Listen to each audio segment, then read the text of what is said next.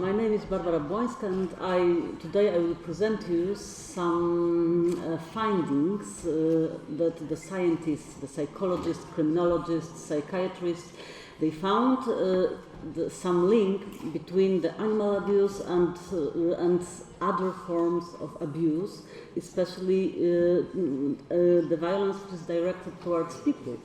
And there are I think that for 30 years now it's established that there is a very big link between the animal abuse and other crimes, especially violent crimes. And in some way the animal abuse can be a pathway to the very serious crime, not only domestic violence, but also, for example, to being the serial killer.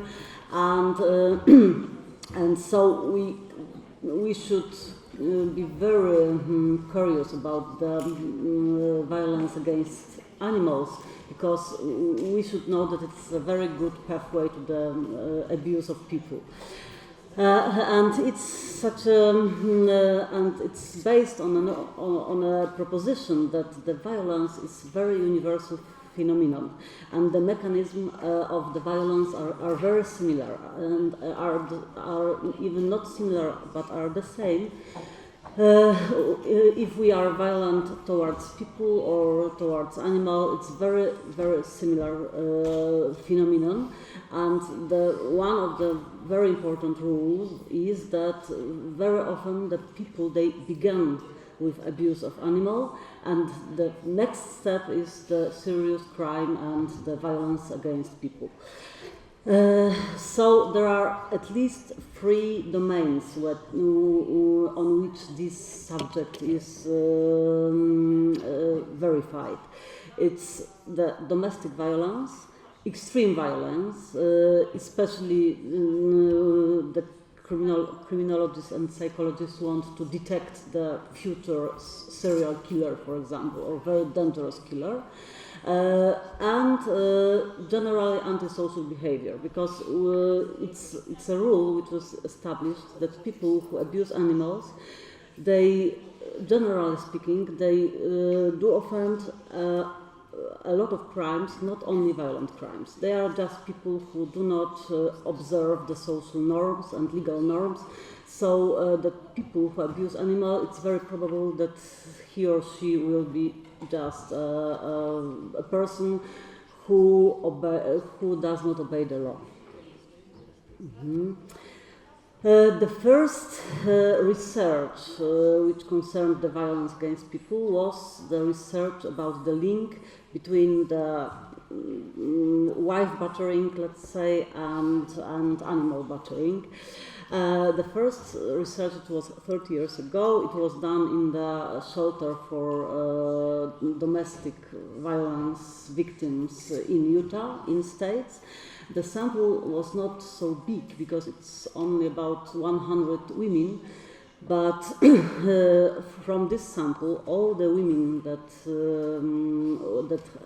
has animals, they were asked if their partner has beaten also the animal, not only the family, not only her and her children. And more than 70% of these women said that, of course, the cat or dog was also the victim of this domestic violence, and very often it was the first victim. So the beginning was with the dog or cat, and the woman was the next victim. This first research, let's say, is not a very big sample and it's not very representative, but the next research was done in such with the so-called control group.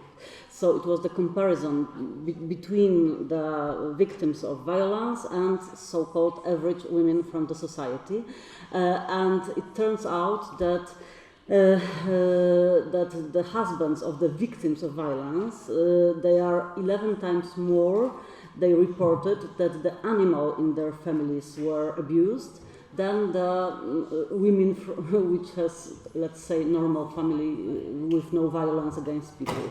So it's a very good predictor of domestic violence. If you detect that in this family it is dog or cat which suffers. So it's and this violence against animals is really more frequent in abusive houses than in, let's say, normal society. And another research that I think that's the last quantitative one, it was quite fresh because it's from 5 years ago. It was done, it was also the comparison between the man which was arrested because of domestic violence and between the, let's say, normal population. And from this more than 300 men arrested for animal abuse, they also committed animal abuse before. And it was, it was nearly 50%. And if you compare it with the, let's say, people which are not arrested for domestic violence, this is no more than 1% of people who are abusive versus their animals. So we can see that the men who beat the dog or cats are quite dangerous, and they also beat the members of their family. And it is also established that these perpetrators are really dangerous, and they are, if there is a perpetrator of domestic violence who also abuse animal, it was established on the very big sample of more than 1,000 females victims of intimate partner violence, that these partners who abuse animals, they generally use more form of violence, and generally speaking, they use more controlling behaviors. Very often they are stalkers, and they are just more dangerous than, let's say, average perpetrator of violence. If they, at the same time, if they beat animal and if they abuse animal, it means that it's quite dangerous perpetrator. And there is also some qualitative research, and during this research there is in-depth interview which was used, and Professor Flynn, who has these interviews with women, he wants to know what are the mechanisms and why the animals are the victims of domestic violence. And it turns out that there are at least, let's say, 5 factors of this mechanism. The first is that very often the child or wife have a very warm relationship with cat or dog, and for example, if it's very often that when the violence is in the family, the pet is, the main friend of child or a woman. So the perpetrator, when he wants to hurt woman, he just hurts her beloved dog or cat. It's a way to hurt, the human, yes, because the human is very much connected to the pet. So in such a situation, when we abuse animal, it's the way to abuse the adult or person or a child. Very often it's just jealousy, because the relationship with dog or cat is, quite warm and good, and partner is just jealous about the dog or cat, and he just wants to punish it because he thinks that his wife has more emotions towards dog than towards him. Very often the animal functions as a, let's say, substitute victim. It means that the perpetrator knows that for him it will be dangerous to beat his wife because the police can come and arrest him. But he knows that if he attack only cat, the probability that police will intervene is rather small. So it's just substitute victim. He wants to beat woman, but he chooses dog because dog is more convenient victim. It's just tormenting animal can be also the way to demonstrate the power, and for example to show you will be the next victim. So if you can see what I'm doing with this dog, you will be the next victim, so be aware and be silent, be obedient towards me. Some animals they want to protect their beloved, woman, and when they attack men who attacked this woman, they are just killed or they just suffer. Because they just want, for example, there's a lot of dogs who when the man begins to beat his wife, they just want to protect this woman, and in this situation they are killed. Another problem with this is that it turns out that a lot of women, they just stay in very violent situation and they do not move. Because they have no idea what to do with a dog, for example, or what to do with free cats. And because in Poland it's typical, there are the shelters for the victims of domestic violence, and of course you can go to this shelter with children, but you cannot go to this shelter with dog. So very often it was a situation that the woman stays at home more, for example, 3 months more, and she is in very abusive and very violent situation, just because she cannot help and she cannot find any way what to do with her beloved dog.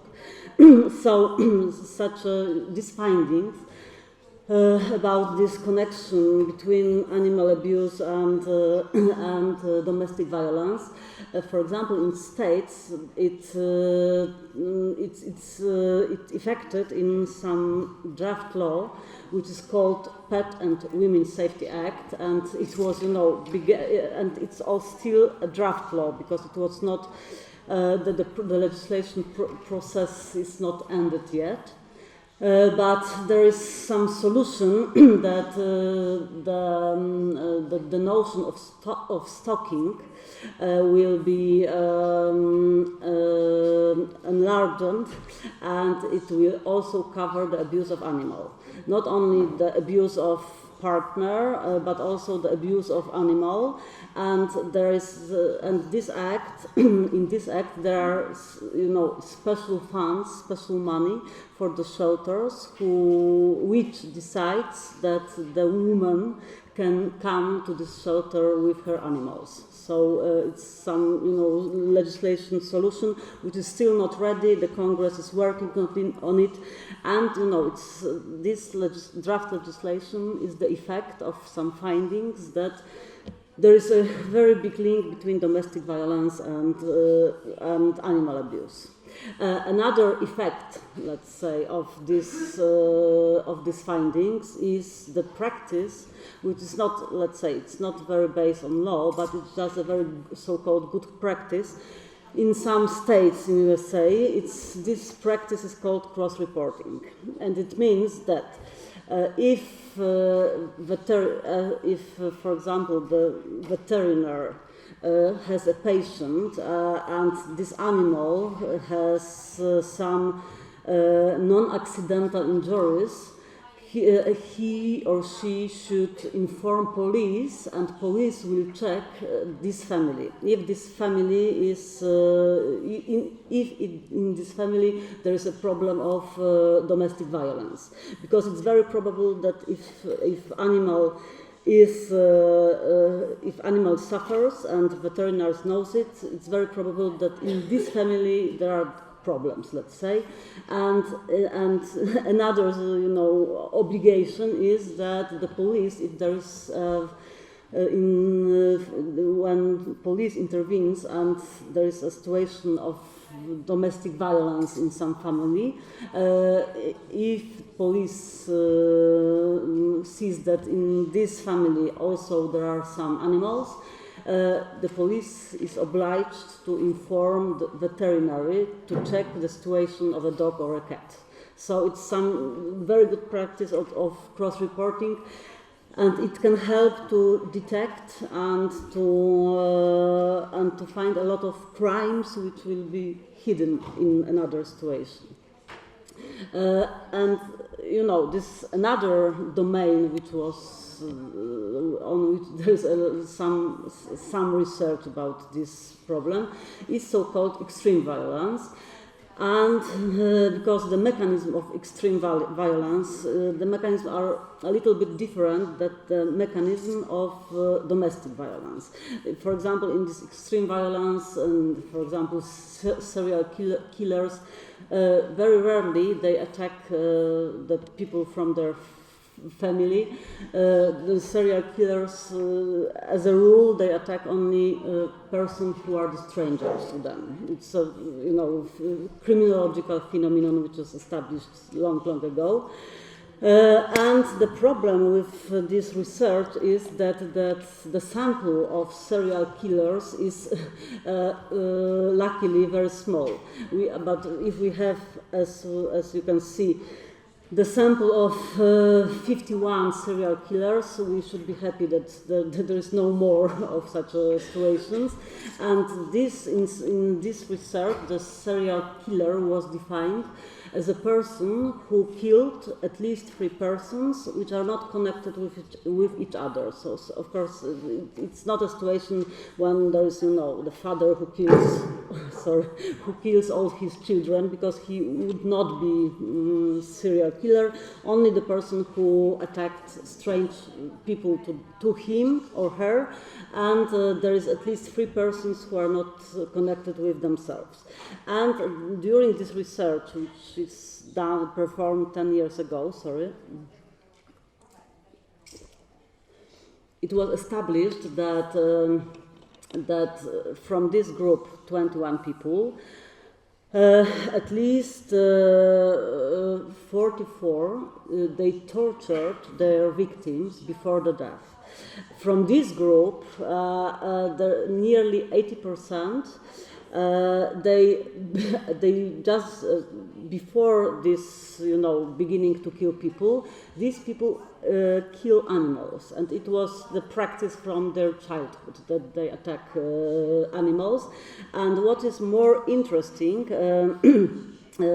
in half of these people, they attack this both animal and people in a very cruel manner. Not, they are not shooting; they are just cutting these animals and people. And still there are 1/3 of this group, which the person who killed and tortured his victim in exactly the same way as he or she killed before animal. So they just began to practice on animals, and they cut them, and they do horrible things with animal. And then when they learned how to do it, they began to attack people, and in the same way. So that even the tortures are the same. But anyway, we should remember that this sample is quite small. 51% is 51%. It's not a very good statistical group. But what is also very typical for these serial killers who tortured animals before killing people, the criminologists established they mainly attacked dogs and cats. And when we think why dogs and cats and not, for example, cows and so on, because it was the explanation of it can be that the cats and dogs are the pets who are the most emotionally connected with people. So they are in some kind anthropomorphized, let's say, and they are just they live in close relationship with people. So maybe that's why these people attack cats or dogs. The second, which I have said, is that these victims are strange to them. So they usually then do not attack their own dogs or cats, and they attack these serial killers. They attack only stray dogs and cats. And it's very typical for such perpetrators because, as I said, even this is the same rule if they are killing people. They are just attacking strange people to them. The third rule is that they attack animals before and people after in a very close and personal manner. They use knife, they cut the throat, and so on and so on. They do not use guns just because the gun is not fun. It's too easy, it's too fast, and they love to cut people and animals with knife or with some more dangerous tools. So if we want to predict, and if, for example, sometimes it's typical that children abuse animals, as it was said before. Unluckily, we should say that the psychologists say that it's in some way it's normal stage of development. It's some kind of exploring, for example, to cut the frog and to see what is inside and so on. But we should be the majority of children do not continue this activity when they are adults. It's just a problem of childhood, and then it stops. But there are some children who do it in very specific manner, and we should observe these people, these children, and be very patient, let's say. Not patient, but very curious. These children should be observed, let's say. These are the children who attacks dogs and cats, and who do it in a very cruel manner. And it means that this person in future can be very dangerous. But because it's even for the children, it's not normal to kill in such a horrible way. Yes, and there is also a difference to kill when this. For example, small boy, if he kills the frog to see what is inside, it's something different that if he kills the cat and cut him, yes, just for fun. So it's some kind. If we want to detect the future, let's say, person who will kill the people also, we should be very curious about in what way this child attacked animals. And it's also some rule about some research about this time about the perpetrators of the school massacres. It was so-called school shooters who attacked the children either in their class and so on. And it was also established that 43% of these school shooters, they just before they attacked animals. So they are, if the adult people will be more aware of the situation, maybe some of these massacres can be, omitted, and because these perpetrators were very cruel to animals before, so it should be the sign that something is wrong with this person.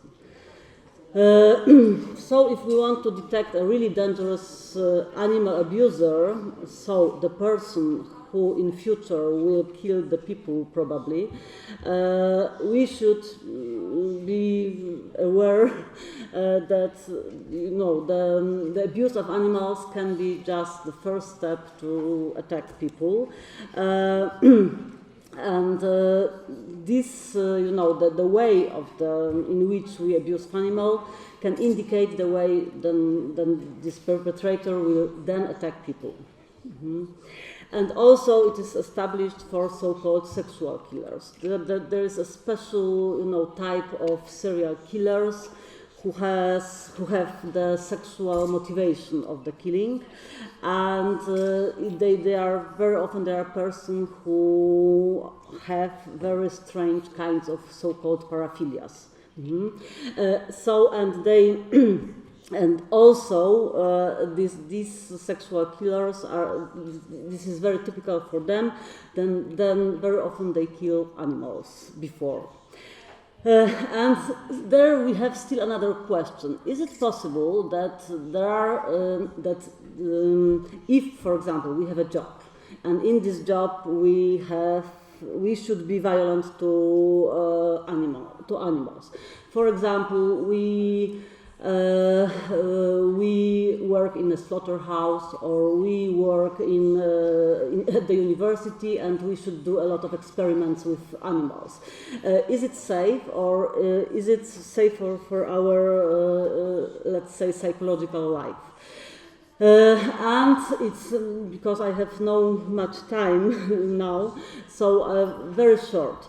It was detected that the person who professionally kill animals, they have a very bad, this phenomenon has a very bad effect on their brain, on their psychological life. And there is a lot of research which prove that they have something which is called post-traumatic stress disorder because they killed a lot of animals. For example, there is, let's say, it was the research was done on 3 groups of people. First, it was the veterinaries who, these veterinaries should kill a lot of animals during great diseases with the epidemic of, for example, foot and mouth disease. There was such a, as we remember, more or less 10 years ago, there is a great disease in Europe with foot and mouth. The cows, they suffer from foot and mouth disease, and in this time the veterinarians were obliged to kill thousands of cows, yes, thousands, even healthy, because of some sanitary reasons. And after that, they were checked what is the situation of these veterinarians after that, and it was, PTSD, alcohol and addiction, domestic violence, and even the suicide rate among these veterinarians were 3 times higher than between the average society. So it means that this killing animals has horrible effect on their own psychological life. And what is important, the legality of these professions. For example, that they do it legally. They are not serial killers. They are obliged to do it. This legality of these activities does not reduce this negative effect. So it's not different if our action is legal or illegal. If we kill, that's the problem for our psychology. And there is also some research. There is also some research about the people who are doing experiments with animals, and it was the same situation. They have very bad effects on their psychology, and still there is some research about the slaughterhouse workers, because the people who are killing animals on a mass scale, and it was incomparable with anybody who kills in any other situation, are the workers of the slaughterhouse, because it's their job to kill animals. And there are some research. The first, for example, there's a person who's called Temple Grandin, and it's a specialist in the food industry, let's say, and she has done some research, and she said that at least 4% of the workers, they act in a cruel manner against the animals, even if they are not obliged to. because there is, they are just crazy about this job, about the character of this job, and they are just cruel for animals because they are indifferent for their pain and for their situation, and there is there is a lot, at least free research about the consequences of killing animals in your job. And it was, the greatest research about this was done in States at least 13 years ago. It's in article Slaughterhouses and Increased Crime Rates, and empirical analysis of spillover from the jungle in the surrounding community. And it was just checked if it was comparison. If in some county in states, if there is a lot of slaughterhouse workers, if it influences the rate of crime. And it turns out that yes, it rises the crime level. So the conclusion of it was, let's just summing up. That, for example, the expected arrests and report values in counties with 7,050 slaughterhouse employees are more than double the values where there are no slaughterhouse employees. So anyway, let's say in one county in this comparison there is no slaughterhouse, and in other there is slaughterhouses, and at least 7,500 people were employed in this slaughterhouse. And such a situation, it increases the crime rate in these counties with controlling all other data and so on twice. So we can see that it's a strong connection. Yes, only 1 minute. Strong connection between the doing such a job and the propensity to violence. And and when the criminologists want to explain this situation, why there is such a crime increase in these counties where there is a lot of slaughterhouses, it's the theory of so-called the cultural spillover of violence, and it was very typical, very old criminological theory which explains that if there is a lot of so-called socially approved violence in the society, for example, when the death penalty is executed, when there is, for example, everybody can have a gun, and there is violence which is present in society and it is broadly accepted. At the same time, the increase of so-called illegal violence also increases because there is a lot of acceptance for violence in the society. So if there is a lot of killing in some society, even if we kill animals, it's normal that also the other types of violence increases. And it was measured in so-called, in states there are some research. It was created something which is called legitimate violence index, and it takes into account such factors of allowing physical punishment of children, number of performed execution, number of hunting licenses, membership in the National Guard, and etc. And if this index is high, it's a very strong correlation with rape, and it is explained in that way that, for example, in Texas, there is so high legitimate violence index, so there is so much violence which is present and accepted in society, that, of course, the rape is more present. The rape is, quite, let's say, it's this type of non-consensual, of illegal violence, which increase when the society is more violent generally. So generally speaking, summing up, there is we can say that if we accept the great violence which is done against animals, we should know that in short time the effect of this violence, which is done against animals, it will be the violence against people. And it's normal phenomenon that violence begets violence, and if we accept the violence against animals, even this legal one, even in slaughterhouses, and so on, even in laboratories and in scientific research, we can predict that in future and in the in this area, the violence against people will increase, and this increase will be quite significant. Let's say. So maybe, sorry, I should shorten it.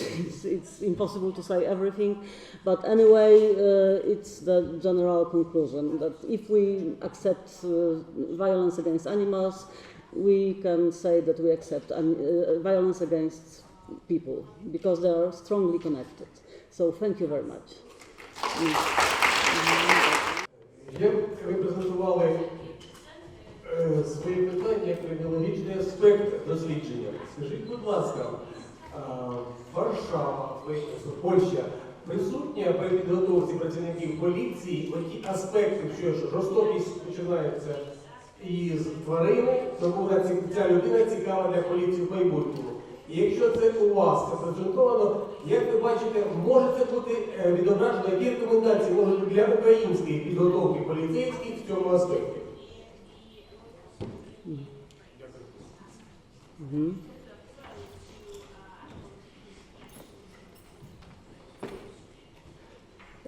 Yes, I have some lecture on this during university course in the subject which is called so-called green criminology, but these are not the studies for lawyers. These are the studies for criminologists. And I think that during legal studies there is no such subject which is taught. But anyway, in criminology is studied by the future policeman and future prosecutors. So I hope that this knowledge is quite popular. And we have a special courses for police. And I visited at least 4 times the police school and have some, presentation about the criminological aspects of animal abuse for policemen. Mm-hmm. And, there are... Mm-hmm.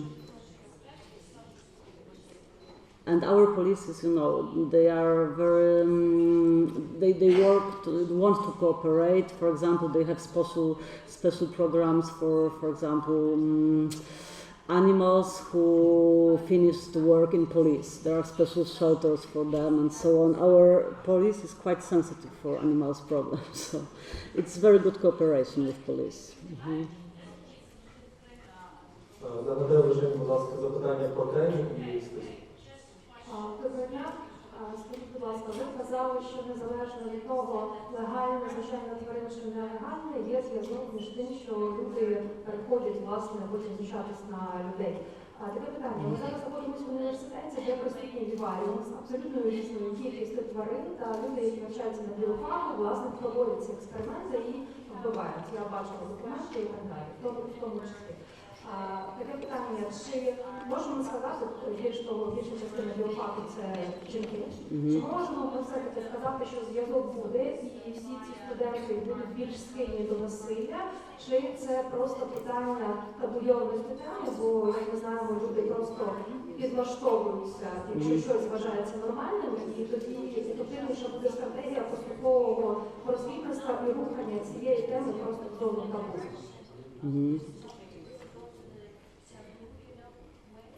So it's the first effect of attacking animals or killing animals, for example, in experiments. It's mainly PTSD, and PTSD is the most important problem, let's say. And it's counted that more or less about 30% of these people engaged in it, they suffer from PTSD. But of course, if you have PTSD, you are not killing, and it's not the first sign of PTSD that you are killing. And among these people, there are a small amount. I cannot say how much, but let's say it's quite small amount who will engage in serious crime, and it is possible. For example, if there is a lot of slaughterhouse workers, only 3 or 4 of them will kill people because for them it has such an effect, and it's not it's not normal that everybody who will that every experimentator, let's say, will kill people after that. The main effect is this PTSD. And for the small group, it's this effect that they are killing people or other animals without any serious reason. So it's not we cannot say that's a general rule and it's a mass problem. But even if it's a problem for 1 or 2 or 3 persons, it's a problem. Yes. Mm-hmm. Mm-hmm. Останнє запитання. Добре. Скажіть, будь ласка, ви як кримінолог стикалися з некомпетентними діями правоохоронців по відношенню до тварин? І доводилося вам доповідати керівництво з цього приводу? So me personally not, because we are at the university we are not engaged in a criminal procedure. But my organization, Open Cages Poland, we have special department which deals with the case of animal abuse, and they can say you that a lot of examples of of neglecting the animal abuse, and the police who does not want to report these crimes and so on and so on. So me personally not, because I'm not participating in criminal procedure, but my friends from our organization, yes. Mm-hmm. Mm-hmm. So, thank you very much.